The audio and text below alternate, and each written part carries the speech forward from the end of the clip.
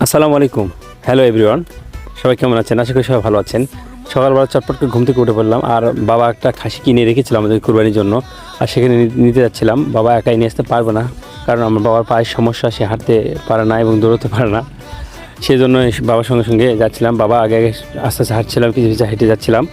গিয়ে দেখছি খাসিটা বাঁধা ছিল ওখানে, যেখানে আমরা কিনে রেখেছিলাম। তা কয়েকদিন খাওয়াইছে এবং তারা দেখাশোনা করছে। তাদেরকে কিছু বকশিস দিয়ে টাকা পুরো ফুল পেমেন্ট করে নিয়ে আমরা খাসি নিয়ে চলে আসলাম। রেডি সেডি হয়ে আমরা দুইজনে একসঙ্গে হাঁটতে লাগলাম নামাজের উদ্দেশ্যে।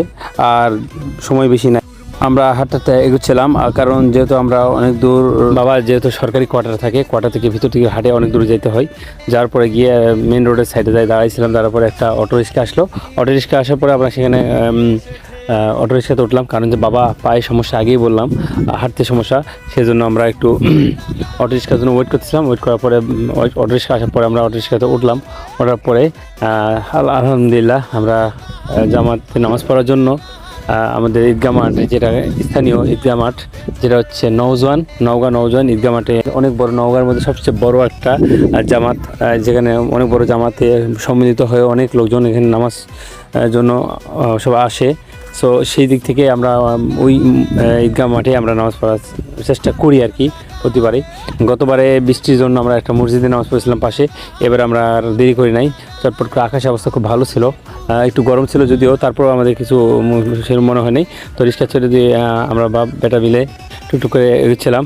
আর রাস্তাতে দেখছিলাম অনেকে হেঁটে যাচ্ছিলো। আসলে হেঁটে গেলে নাকি বেশি সোয়াব পাওয়া যায়, আর সেটা আমাদের দ্বারা পসিবল হয় নাই। বিকজ বাবা, আগেই তো বললাম, বাবা হাঁটতে পারে না।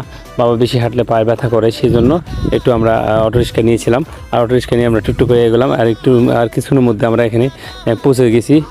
আর এখানে পৌঁছে যাওয়ার পরে, নামার পরে দেখলাম যে আসলে অ্যাটলিস্ট আমরা অনেক সুন্দর একটা পরিবেশ দেখতে পাচ্ছেন। ছোটোবেলায় যেরকম দেখেছিলাম ঈদগাহ মাঠের আসার সময়, যেরকম বেলুন টেলুন বিভিন্ন দোকানপাট থাকে আর কি।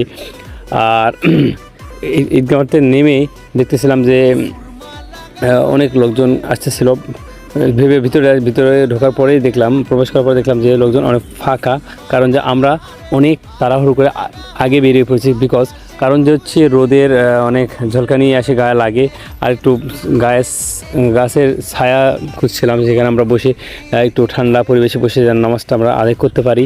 কারণ যে বাবা একটু গরম সহ্য করতে পারে না, আর আমারও একটু গরম সহ্য হয় না, অনেক সময় কষ্ট হয়। সেই জন্য দেখতে পাচ্ছেন অনেক বড় মাঠ, এই মাথাতে ওই মাথা পর্যন্ত মানুষকে অনেক ছোট ছোট আকার দেখা যাচ্ছে।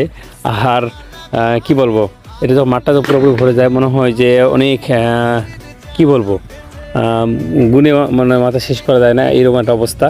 সো এখন ফাঁকা দেখতে পাচ্ছেন, তাই বলে ভেবেন না যে এটা ফাঁকা থাকবে। ইমাম সাহেবরা